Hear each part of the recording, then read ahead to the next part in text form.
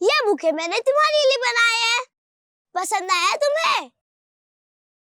मुझे ये सब कुछ बिल्कुल पसंद नहीं।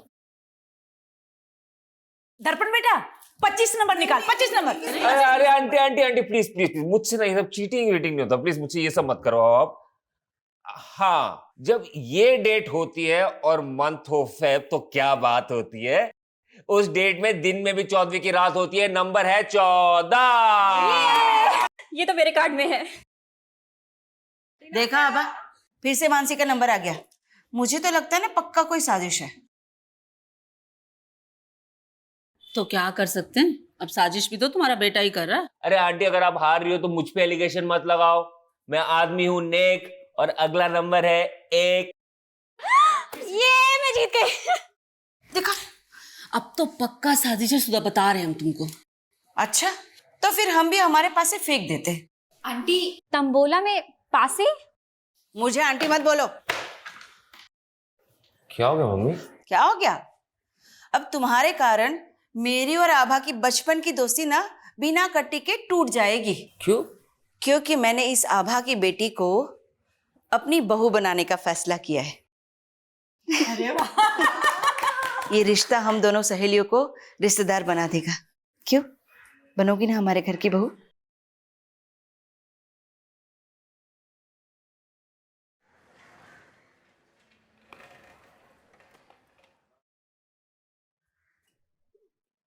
Neha, happy Valentine's day. I love you Neha.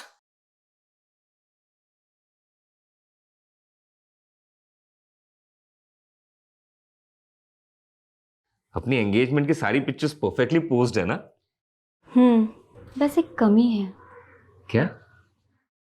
इनमें मेरे पापा नहीं है। काश वो होते तो। तुम अपने पापा को बहुत मिस करती हो ना? उन्हीं का ड्रीम था कि मैं आईएएस करूं। दर्पण, क्या हम शादी पोस्टपोन नहीं कर सकते? शादी के सेरेमनीज के बीच में मैं एग्जाम की तैयारी कैसे कर पाऊंगी? आई अंडरस्टैंड मानसी, लेकिन मम्मी का ये कहना है कि ये परफेक्ट मुहूर्त है शादी के लिए। देखो, हम दोनों मिलके ना कुछ एक अरेंजमेंट। भैया आपसे आई एम सॉरी, मुझे नहीं पता था भाभी आप यहाँ हो। कोई बात नहीं, मैं तुम्हें कॉल करती हूँ। I'll call you too.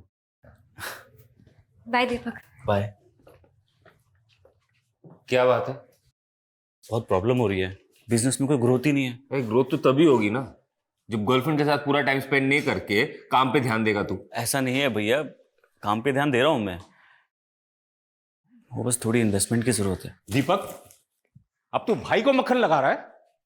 मैं ऑलरेडी इतना इन्वेस्टमेंट कर चुका हूं तेरे धंधे में, 25% भी उसका रिटर्न नहीं आया है। पापा रिटर्न आएगा, थोड़ा टाइम लगता है ना, और इस बार थोड़ी इन्वेस्टमेंट की जरूरत है, बस 5 लाख रुपए चाहिए। 5 लाख? 5 लाख रुपए कहाँ से आएंगे? हाँ, अरे पता है ना तेरे भाई की शादी है, कितने खर्चे लगेंगे उसमें? माँ शादी है तो दहेज भी मिलेगा ना। और मानसी भाभी के घर वाले 5 लाख रुपए नहीं दे सकते। ये दीपक क्या बकवास कर रहा है? तू बोलना क्या चाह रहा है? मानसी की फैमिली से भी हम लोग दहेज लेंगे? भैया मेरा वो मतलब नहीं। एकदम निकम्मा है तू। हम लोगों का नाम डुबाना चाहता है क्या? हाँ मैं ही डूब रहा हूं आप लोग का नाम ना यहाँ पे, और भैया बहुत रोशन कर रहा है आप लोग का नाम। कराओ इनकी शादी और देखो मेरी बर्बादी। ये लड़का पता नहीं कब सुधरेगा।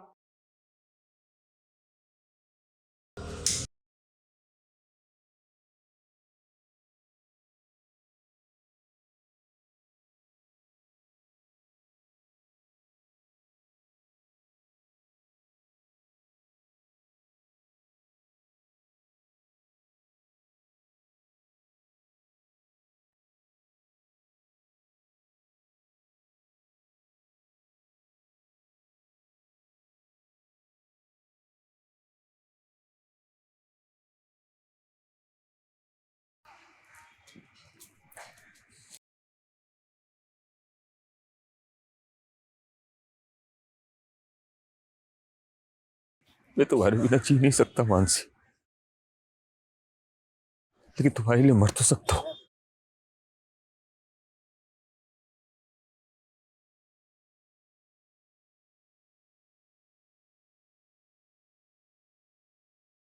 क्या हुआ दर्पण, तुम पूरे सेरेमनी में इतने एक्साइटेड थे और अब तुम्हारा मुंह लटक गया। एक्चुअली ये बात मैं तुम्हें एंगेजमेंट से पहले बता देना चाहता था, लेकिन कभी ना हिम्मत नहीं कर पाया। लेकिन अब लगता है कि अगर चुप रहा तो इस रिश्ते को आगे नहीं बढ़ा पाऊंगा। ऐसा क्या हुआ है दर्पण? देखो, तुमसे पहले ना मेरी जिंदगी में एक लड़की थी, लेकिन अब हम दोनों के बीच में कुछ नहीं है, हमारा ब्रेकअप हो गया है। वो सिर्फ मेरा पास्ट था, तुम मेरा प्रेजेंट हो। अब हम दोनों के बीच में कोई नहीं आएगा। तुम्हारे कल से मुझे कोई फर्क नहीं पड़ता, क्योंकि आज तुम सिर्फ मेरे हो।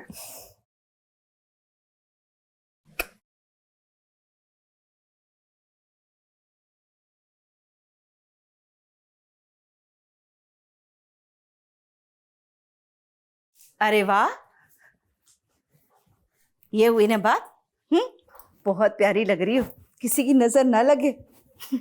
थैंक्स मम्मी जी।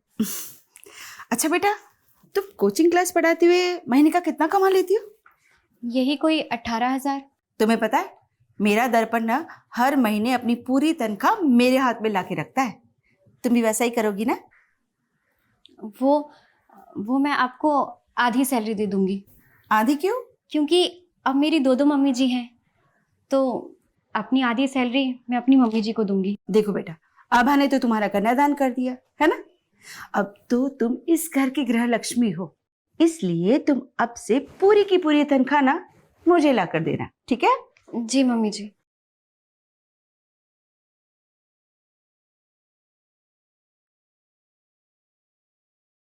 मानसी, मम्मी थोड़ी पुरानी ख्यालात की है, उन्हें तुम पॉजिटिव ले लो। ये लो कुछ पैसे, तुम ये अपने घर वालों को दे देना। लेकिन मैं ये पैसे उन्हें नहीं दे सकती। क्यों नहीं दे सकती? मैं कोई गैर हूं क्या?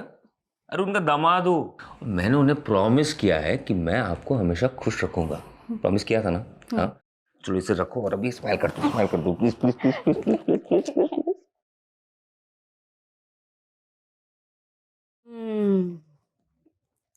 अच्छी है ना? आप जब भी मार्केट आते हो यहाँ पे चाय पीना जरूर आती हो, है ना? हाँ, और हम मानसी को भी लेकर आएंगे, उसे बहुत अच्छा लगेगा, है ना? जरूर लाएंगे।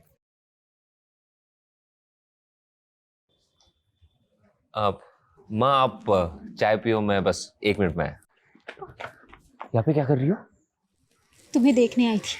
तुम मुझे बुला सकते हो पर मैं नहीं। क्यों पीछा कर रही हो? तुम्हें पता है ना मैं शादीशुदा हूँ। मेरे पापा के गुस्से की सजा मुझे मत दो। इन बातों का अब कोई फायदा नहीं कोमल, मैं अपने शादी से खुश हूँ। तुम सिर्फ मेरे थे, मेरे हो और मेरे ही रहोगे। मैं तुम्हें किसी और के साथ नहीं देख सकती। प्लीज सीन क्रिएट मत करो, really sorry.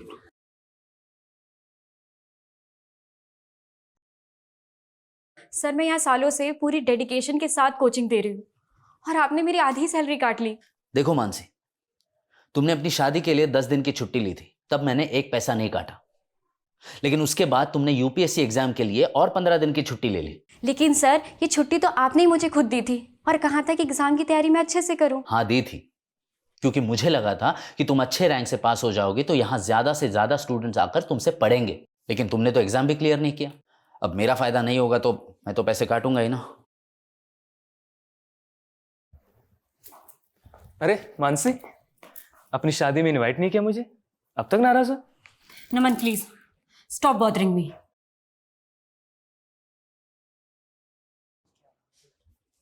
Good morning ma'am.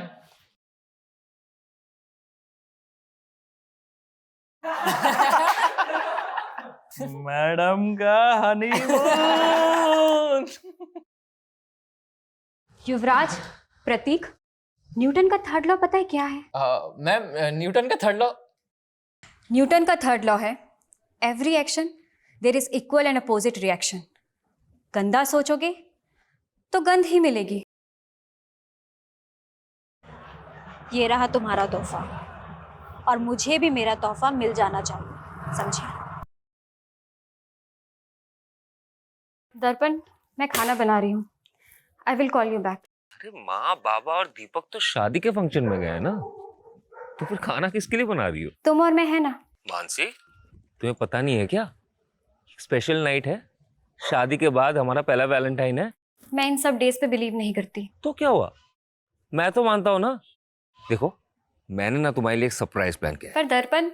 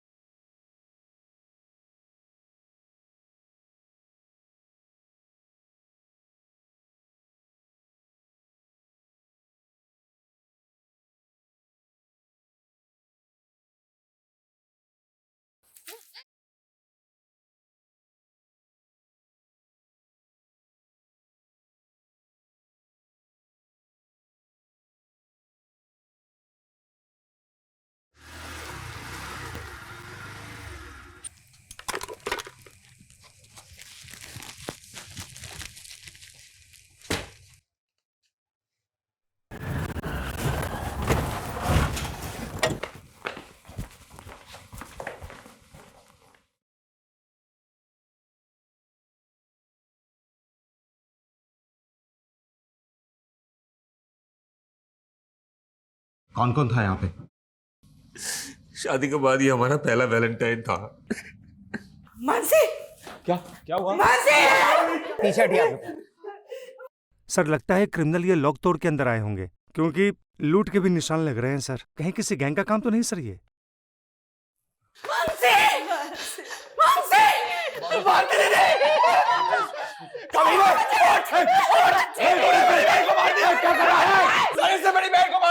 क्या बकवास कर रहा है पुलकित? सही तो बोल रहा है मेरा बेटा। सर सर इन्होंने हमसे दहेज मांगा था, हम लोग नहीं दे पाए तो मार दिया मेरी बेटी को। सर कैसी बातें कर रही है तू आबा? हाँ? तेरी बेटी को मैंने अपनी बेटी की तरह माना। झूठ मत बोल। सर इसने, मेरी बेटी के पति ने इसने छोड़ोगे नहीं। इसने मेरी बेटी को मारा, मैं इसे छोड़ोगे नहीं। जब मानसी का मर्डर हुआ तेरे अलावा घर पर कोई नहीं था। अब सच सच बोल, किसने मारा उसे? बोल। मुझे जितना मारना है आप मुझे मार लीजिए इंस्पेक्टर साहब, लेकिन ये मत कहिए कि मैंने उसे मारा है। सर इसके बाप ने इसकी जमानत करवा ली है।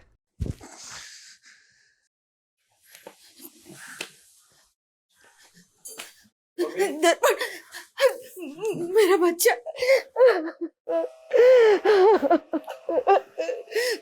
माँ फिक्र मत करो, मानसी के घर वाले कुछ नहीं कर पाएंगे।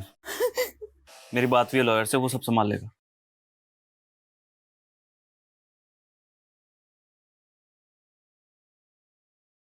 मानसी मेरी जिंदगी थी, उसके जाने के बाद मेरी जिंदगी का कोई मतलब नहीं है, लेकिन फिर भी मुझे उसका कातिल बोला जा रहा है। नहीं बर्दाश्त हो रहा मुझसे। मैं मानसी के बिना जीना नहीं चाहता, इसलिए आत्महत्या कर रहा हूं। मैं तुम्हारे बिना जी नहीं सकता मानसी।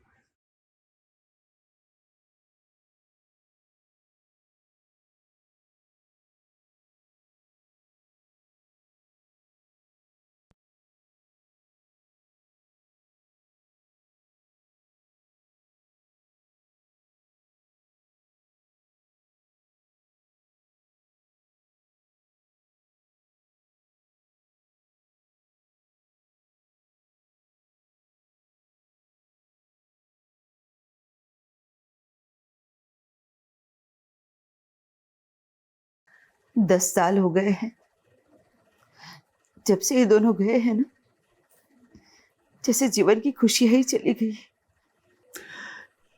इनकी कमी तो पूरी नहीं की जा सकती सुधा, लेकिन आज दीपक की सगाई है, उसकी खुशियों के लिए तो हमें जीना ही होगा ना।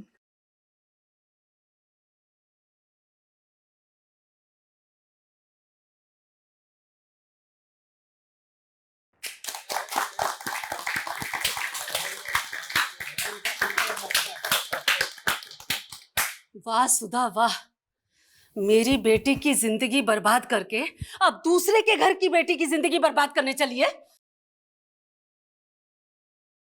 तुमने अगर अपनी बेटी खोई है ना, तो हमने भी अपना बेटा खोया है। अगर तुमने पहले ही हम पर भरोसा किया होता ना, तो ये दिन नहीं देखना पड़ता। भरोसे के लायक हो तुम लोग। हाँ अरे एकदम घटिया लोग हैं ये। पुलकित मत कर। इस दीपक के बड़े भाई ने मेरी बहन से शादी करके उसका मर्डर कर दिया। अब ये आपकी बेटी को भी नहीं छोड़ेंगे। हाँ। ऐसा कुछ नहीं है, झूठ बोल रहा है इशिका। पापा कैसे लोग हैं? नहीं करनी मुझे यहाँ शादी। और तुम बर्फी देवी जी सुनिए, मेरी बात सुनिए। अरे ऐसा कुछ छोड़ूंगा नहीं तुझे मैं।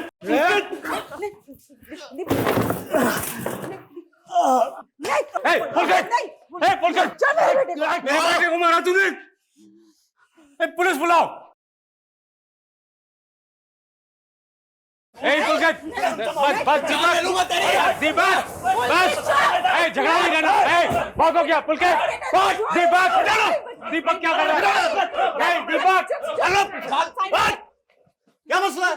देखिए साहब, इस लड़के ने मेरे लड़के का सर फोड़ दिया। सर, इस दीपक के भाई ने मेरी बहन को मारा था। बहन को मारा था? सर वो एक 10 साल पुराना केस था। हाँ, मेरे बेटे ने कुछ नहीं किया था। इनके झूठे आरोप है सारे। हमारे आरोप झूठे नहीं थे सर। एक मिनट। जो सर सच्चाई भी ना बताएं, मेरे बेटे की वो लाश आज भी सर मुझे वो दिन याद आता है तो मेरा दिल सहम जाता है। हम भी सहम गए थे और मेरा बेटा भी। इनके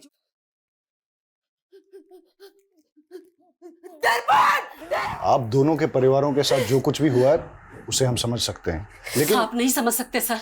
हमें तो 10 साल से इंसाफ भी नहीं मिला। इंसाफ तो हमें भी नहीं मिला है सर। ठीक है, मैं उस केस को फिर से देखूंगा। अभी आप प्लीज यहां से जाइए। और तुम दोनों एक दूसरे के साथ मारपीट करके कानून को हाथ में लेने की गलती मत करना। लेकिन sir please, I request you. Sir चलिए लेके जाइए इनको। चलिए आप लोग। और आप लोग भी।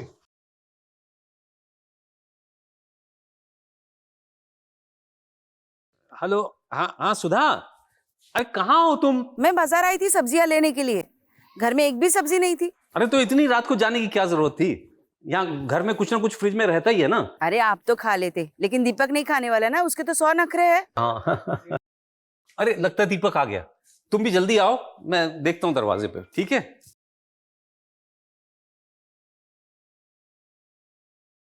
आज सुबह ना खीर बनाई है मैंने, आपकी सास को बहुत पसंद है ना, लेते जाइएगा उनके लिए। अरे हाँ दीदी, आपके हाथों की खीर की बहुत तारीफ करती है मेरी माँ जी। अच्छा, आज खिला भी दीजिएगा।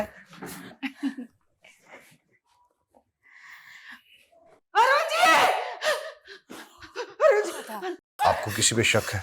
मानसी का भाई पुलकित, उसी ने किया ये। सर, और तब भी घर में लूट हुई थी? हाँ सर, मानसी भाभी के साथ भी ऐसे ही हुआ था, पर उस वक्त उसके भाई ने मेरे भाई दर्पण पे सारा आरोप लगा दिया। क्या पता अपना क्या छुपा रहा हो। आप ये कहना चाहते हो कि 10 साल पहले पुलकित ने अपनी बहन के साथ भी? पता नहीं सर, पर मेरे पापा को तो उसी ने मारा है। अगर दोनों केसेस की मॉडस ऑपरेंडी वाकई में सेम है, मानसी का मर्डर केस अभी तक सॉल्व नहीं हुआ है। अरुण जी की बॉडी को पोस्टमार्टम के लिए भेज दो और इस पुलकित को बुलाओ जरा पुलिस स्टेशन। Okay sir.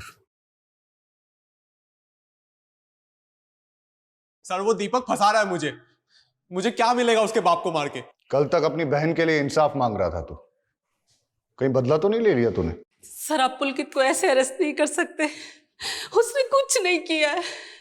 वो कल शाम से घर पे ही था सर। देखिए, वो हम पता करेंगे कि कल शाम को वो कहाँ पे था। हमने वार्निंग देकर छोड़ा था उसको जब उसने दीपक की पिटाई की थी।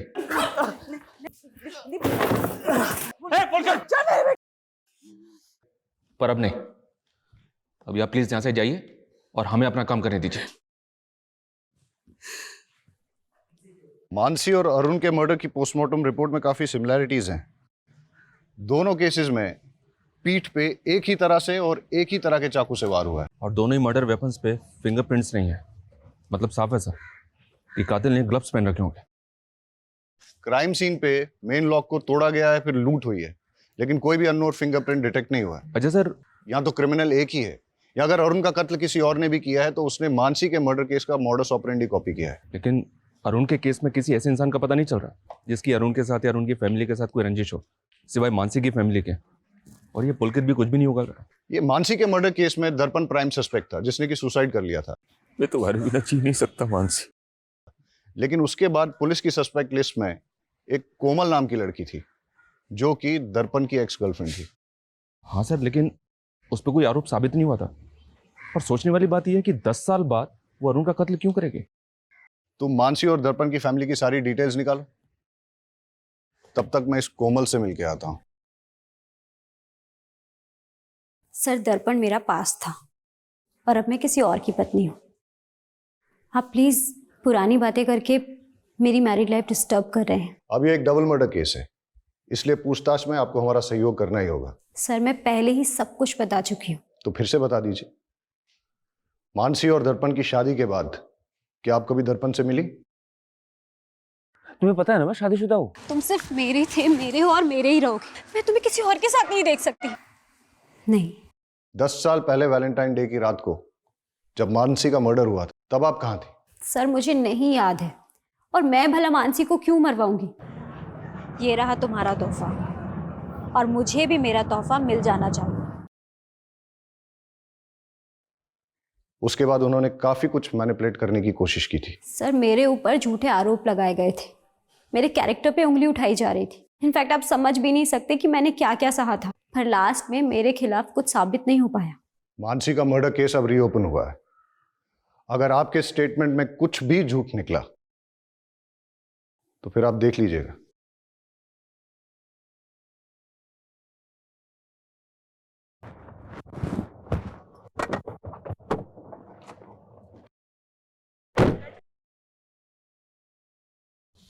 निशा जी, आप यहाँ क्यों आए हैं?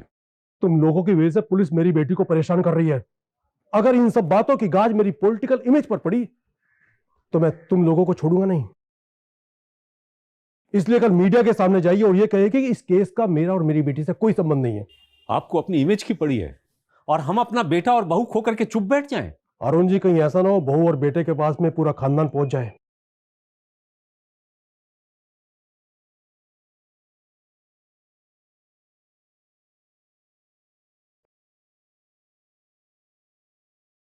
मेरी बेटी की अच्छी सास बनने का नाटक तूने बहुत कर लिया सुधा। हाँ भा, तुझे अभी भी अपनी बेटे की ही पड़ी है? अरे मैंने तो अपना बेटा, अपनी बहू, अपने पति तक को खो दिया है। तुझे याद है हम दोनों ने अपने बच्चों के लिए कई सपने देखे थे। वो सब एक छलावा था। मेरी बेटी की हाय लगेगी तुझे और तुझे तेरे किए की सजा जरूर मिलेगी, देख लेना। मतलब ये सब कुछ तेरा बेटा? उसे अंदर भेज के ये मत सोच लेना कि मैं झुक जाऊंगी। उसे तो मैं छुड़ा ही लूंगी, लेकिन तुझे कहीं का नहीं छोड़ूंगी, याद रखना।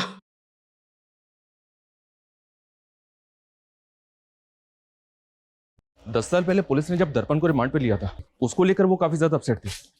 लेकिन सर, केस फाइल देख के लग नहीं रहा है कि पुलिस ने ज्यादा इंक्वायरी की थी। चलो अब हम इंक्वायरी करते हैं। ये आप क्या बोल रहे हैं सर? 10 साल हो गए, मानसी का कातिल पकड़ा ही नहीं गया? क्यों, आपको नहीं मालूम कि केस अभी तक भी ओपन है? नहीं सर। आई होप आपको मानसी से जुड़ी 10 साल पुरानी बातें याद होंगी। जी कुछ कुछ। मानसी को आपसे कोई प्रॉब्लम तो नहीं थी? मुझसे? अब मेरा फायदा नहीं होगा तो मैं तो पैसे काटूंगा ही ना। नहीं सर। उनके पति ने स्टेटमेंट दी थी कि उनको इंस्टीट्यूट में किसी बात से स्ट्रेस था। ऐसा कुछ हुआ था इंस्टीट्यूट में 10 साल पहले? हाँ सर, एक बात है, मानसी ने इंस्टीट्यूट के 2 स्टूडेंट्स की कंप्लेंट की थी। कंप्लेंट? कैसी कंप्लेंट? मैडम का हनीमून। एक्चुअली तब मानसी नहीं चाहती थी कि उन दोनों पे कोई पुलिस कंप्लेंट हो या उनका करियर बर्बाद हो, लेकिन हाँ, मैंने उन दोनों को रेस्टिकेट कर दिया था। आप हमें उन स्टूडेंट्स के नाम, फोन नंबर और एड्रेस दे दीजिए, और मानसी 10 साल पहले जिन जिन स्टूडेंट्स को पढ़ाती थी उन सब की डिटेल्स भी दीजिए।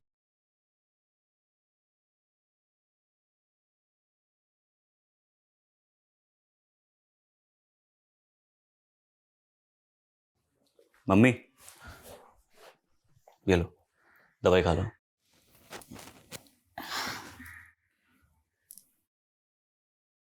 ये लो।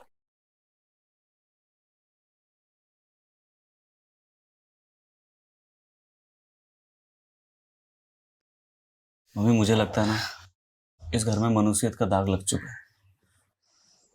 हम एक काम करते हैं, इस घर को बेच देते हैं और कहीं और जाके फिर से नई जिंदगी की शुरुआत करते हैं। Mummy, mummy, mummy, mummy, mummy अब ठीक? मम्मी,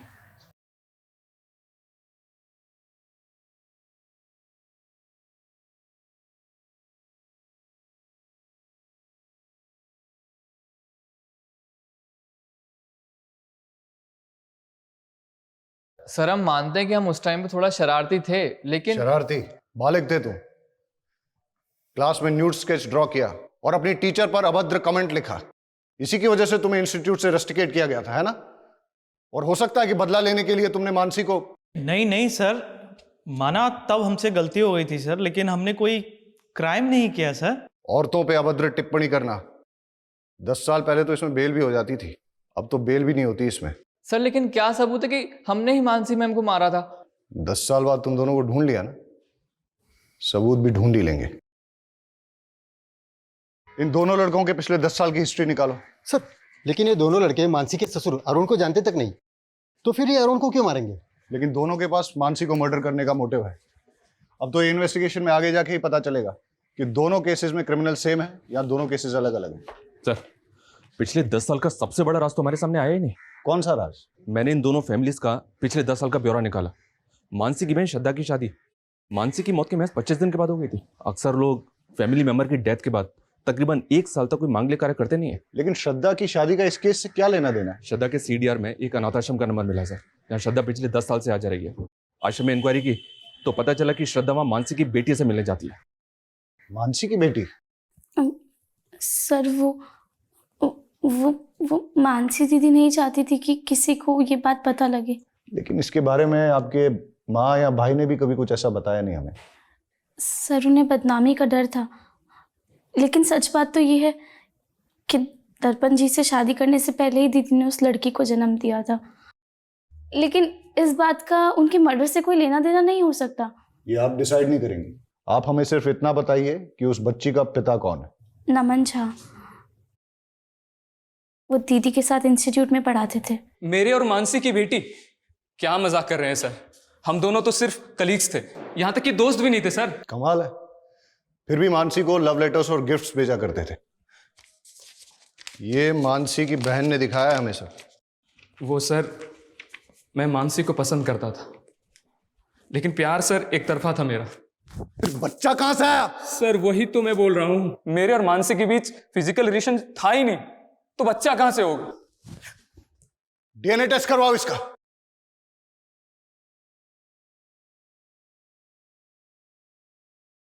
मैंने तुझे बोला था ना, इस दर्पण से दूर रहना। फंस गई ना पुलिस के चक्कर में। पापा ये सब कुछ आपकी वजह से हुआ है। आपने क्यों मुझे और दर्पण को शादी नहीं करने दी? उसकी वजह से उसे मानसी से शादी करनी पड़ी और मुसीबत में मैं फंस गई। डोंट वरी बेटा। बेटा भले ही मैं पावर में नहीं हूं, लेकिन फिर भी इतना पावरफुल हूं कि तुझे छोटी मोटी मुसीबत से निकाल सकूं।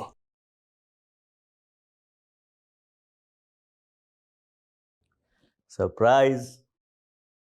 वाओ, तुम तो हमेशा मुझे सरप्राइज कर देते हो। तुम्हारा मंगलसूत्र कहाँ है? वो तो मैंने उतार दिया। तुमसे मिलते हो ना तो मुझे गिल्ट लगता है कि मैं अपने हस्बैंड को धोखा दे रही हूँ। लेकिन क्या है कि तुम मंगलसूत्र में और सुंदर लगती हो। जाओ पहन के। क्या यार, तुम मुझसे प्यार करते हो मंगलसूत्र से? मुझे कुंवारी लड़कियां पसंद ही नहीं आती। जाओ पहन के आओ। अरे यार, मुझे नहीं पहनना मंगलसूत्र। मेरे साथ रहना है ना, तो जो मैं बोलूं वो करना पड़ेगा। कहाँ है मंगलसूत्र?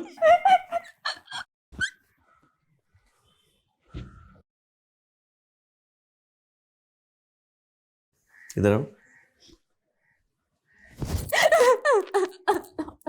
बस हो गया हो गया। अच्छी लग रही हो। लड़कियों पे मंगलसूत्र का tag. This is my swag. Sir, Naman का DNA तो उस बच्ची के DNA से मैच नहीं हुआ, लेकिन उस बच्ची का DNA मानसी के प्रेजर्व्ड DNA से 50% तक मैच हो गया। जेनेटिक मैच 50%, मतलब बच्ची मानसी की नहीं है, लेकिन मानसी की फैमिली में से ही किसी की है, इसीलिए DNA मैच 50% ही मिला है। श्रद्धा ने जो स्टेटमेंट दिया है वो भी गड़बड़ है सर। मर्डर से पहले मानसी रेगुलर इंस्टीट्यूट जा रही थी। अगर तब वो प्रेग्नेंट होती तो सबको पता होता। और श्रद्धा ने ये भी नहीं बताया कि उसकी डिलीवरी कहाँ हुई थी।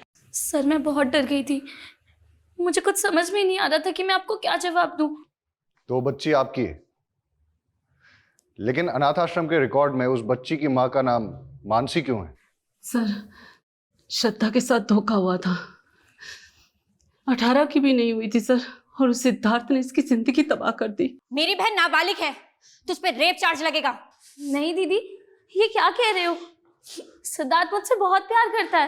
नारा तुझे ये? नहीं दीदी, मैं उससे बहुत प्यार करता हूँ, मैं शादी भी उसी से ही करूंगा। बाद में वो मुकर गया और हम इज्जत के डर से आपके पास नहीं आ पाए, और डॉक्टर ने भी इसका अबॉर्शन करने से मना कर दिया। इसलिए दीदी भी टेंशन में थी, तो हमने श्रद्धा को मामा के घर भेज दिया। हम सोच ही रहे थे कि उस बच्ची का क्या करें, तभी मानसी का मर्डर हो गया। मैंने अपनी छोटी बेटी के दाग को छुपाने के लिए अपनी मरी बेटी के नाम का इस्तेमाल किया। कहीं ऐसा तो नहीं कि आपने मानसी को इसलिए मरवाया ताकि उसके साथ साथ आप अपने किसी काले कारनामे का राज भी दफन कर सको? हम मानसी को मारने के सपने में भी नहीं सोच सकते सर। उसे दर्पण के घर वालों ने मारा है, ये बात मैं आपको लिख कर दे सकती हूँ।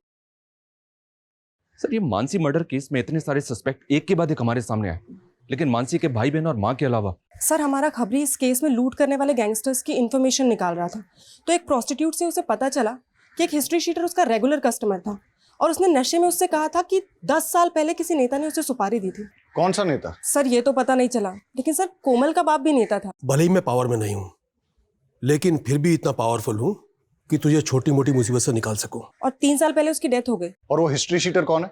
सर, बबलू नाम है उसका। मारपीट लूटपाट के केस में कई बार अंदर आ चुका है। उठा के लाओ इस बबलू को। नहीं सर, मैंने कोई सुपारी नहीं ली थी सर। हमको सब पता है, तेरा वो नेता कमलेश चौधरी के कार्यकर्ताओं के साथ उठना बैठना है ना। अब किसकी सुपारी ली थी और किससे ली थी? हाँ सर, मैंने सुपारी ली थी, पर वो मुझे नेताजी ने नहीं, उनकी बेटी ने दिया था। ये रहा तुम्हारा तोहफा, और मुझे भी मेरा तोहफा मिल जाना चाहिए। तुझे कोमल ने सुपारी दी थी? हाँ सर, पर सर मैंने किसी का मर्डर नहीं किया सर, मैं तो पैसे लेके भाग गया था। कोई भी मेरा नाम लेगा और आप मान लेंगे मैंने कोई सुपारी नहीं दी है। हमने उस आदमी को इतना तोड़ा कि उसने सब सच उगल दिया। अब आपसे भी सच उगलवाने के लिए ऐसा ही कुछ करें ठीक नहीं रहेगा। सच बोलिए। हाँ, मैंने दी थी सुपारी, पर सर उसने मानसी को नहीं मारा, वो तो पैसे लेके भाग गया था। जिस रात मानसी का कत्ल हुआ उस रात आप कहाँ थी? देखो मानसी, दर्पण आज भी मुझसे ही प्यार करता है। ये बकवास करने आई हो तुम यहाँ पे? अब सच तो तुम्हें स्वीकार करना ही पड़ेगा। डाइवोर्स दे दो दर्पण को। तुम्हें दोबारा मुझसे मत कहना, निकलो यहाँ से। लेकिन मैंने मानसी को नहीं मारा सर, मेरी गलती सिर्फ इतनी है कि मैंने दर्पण से प्यार किया। अगर आपने मानसी को नहीं मारा तो फिर किसने मारा है? सर, हमने अरुण की बीवी पे नजर रखी थी। वो अक्सर एक कैफे में जाती है, और अरुण की हत्या वाली रात भी वो उसी कैफे में थी। वहां की एक फुटेज मिली है, ये देखिए। लेकिन सुधा ने तो कहा था उस रात वो सब्जी खरीदने गई थी। मैं सब्जी लेने गई थी, फिर वहां से चाय पीने का मन किया तो चाय पीने चली गई। इसमें कोई हर्ज है क्या? हम बस कंफर्म कर रहे थे सुधा जी। सर, सुधा के सीडीआर के मुताबिक वो ज्यादा किसी को कॉल नहीं करती थी, लेकिन उसके सीडीआर में एक नंबर ऐसा है जिससे वो लगातार टच में थे। किसका नंबर है ये? सुधाकर यादव, आगरा का नंबर है ये। सुधाकर यादव, ये नाम कहीं सुना है मैंने।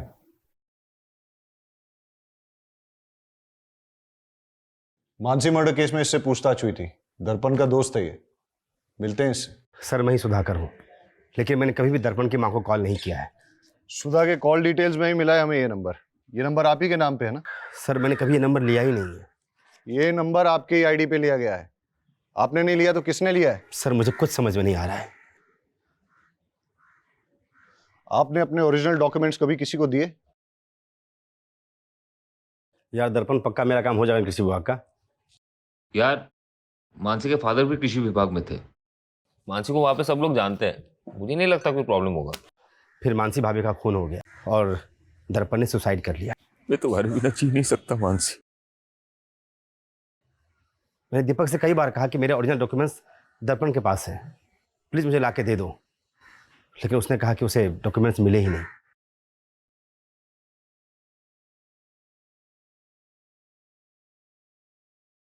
इतना ही पसंद है तो अपने नाम का मंगलसूत्र क्यों नहीं बना देते? तू पागल हो गई है क्या? शादी कुंवारी लड़कियों से की जाती है। कल तक तो तुम्हें शादीशुदा लड़कियां पसंद थी, अब कोई और पसंद आ गई क्या? क्या हो गया तुझे? जैसे चल रहा है वैसे चलने देना। नहीं चलेगा, अब मैं तुम्हारी बातों में नहीं आने वाली।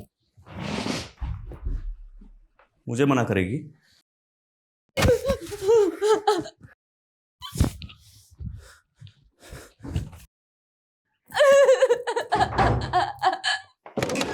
सुधाकर के बयान से लग रहा है कि उसके नाम पे लिया गया नंबर और कोई इस्तेमाल कर रहा है। नंबर ट्रेस पे डालो और पता करो कौन इस्तेमाल कर रहा है ये नंबर।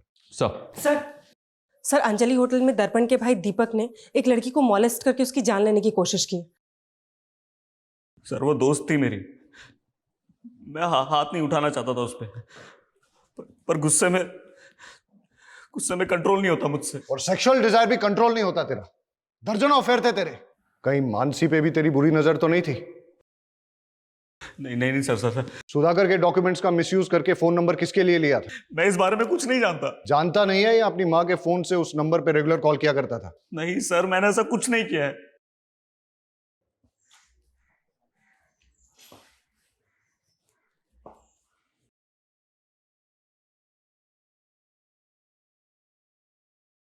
वेटर,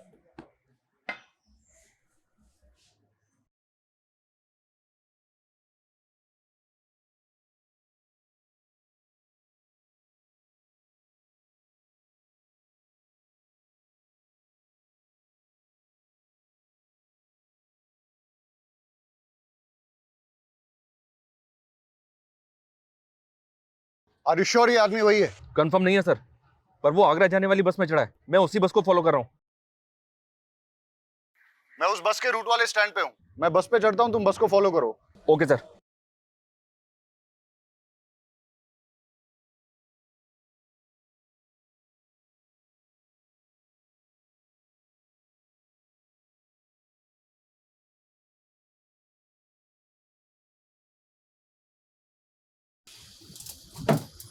मुझे ऐसा लगता है मैंने आपको कहीं देखा है। जी नहीं, मैं तो आपको नहीं जानता। अब मेरा स्टॉप आ गया है। एक्सक्यूज मी भैया, रुक जाओ, मेरा स्टॉप आ गया है। अरे भैया जल्दी रोको ना यहाँ पे। हेलो, गाड़ी रोको।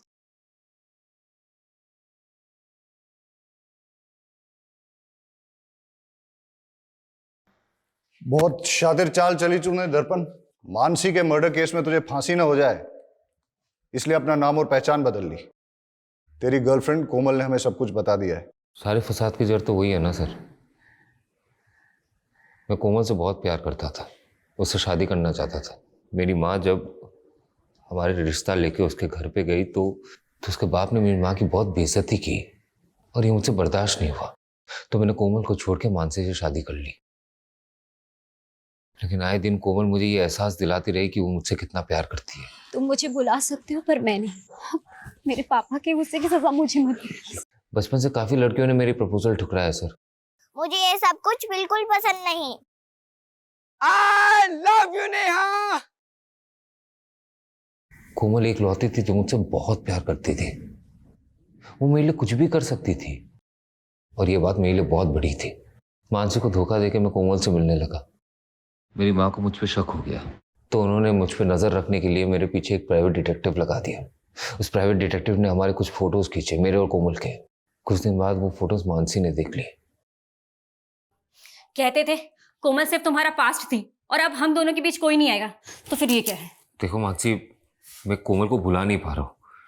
बेहतर यही होगा कि तुम मुझे डिवोर्स दे दो। क्या? एक म्यान में दो तलवार तो नहीं हो सकती ना सर। तो मैंने वो तलवार चुनी जिसमें मोहब्बत की रवानगी थी। और फिर हुलिया बदल के तू गायब हो गया और सुधाकर का आईडी था तेरे पास, उसके नाम पे तूने एक फोन नंबर भी ले लिया। एक बात बता मेरे को, तेरी इन काली करतूतों के बारे में तेरी माँ को पता है? और अपने पिता को क्यों मारा तूने?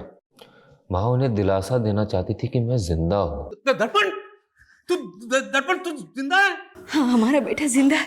झूठ बोला तुमने मुझसे, इतने दिनों छुपा के रखा। अभी पुलिस को फोन लगाता हूँ मैं। नहीं, अरे क्या करे, कट कीजिए, हमारा बेटा है वो। झूठ बोला तुमने मुझसे। उन्होंने मेरे सामने मेरी माँ को थप्पड़ मारा था और मुझे धमकी दिया कि अंदर करवा देगा। उस दिन तो मैं वहां से चला गया।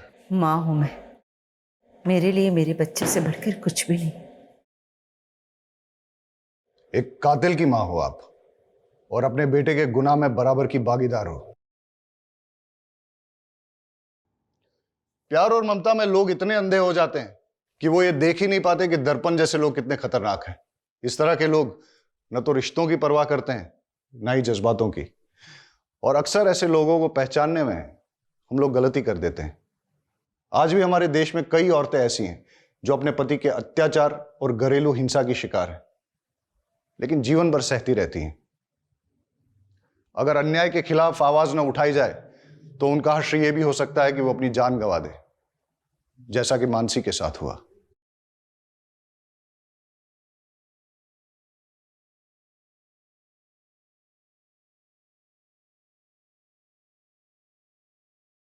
क्राइम पेट्रोल्स के और भी दिलचस्प कहानी देखने के लिए हमारे चैनल को सब्सक्राइब करें और बेल आइकॉन दबाना न भूलें।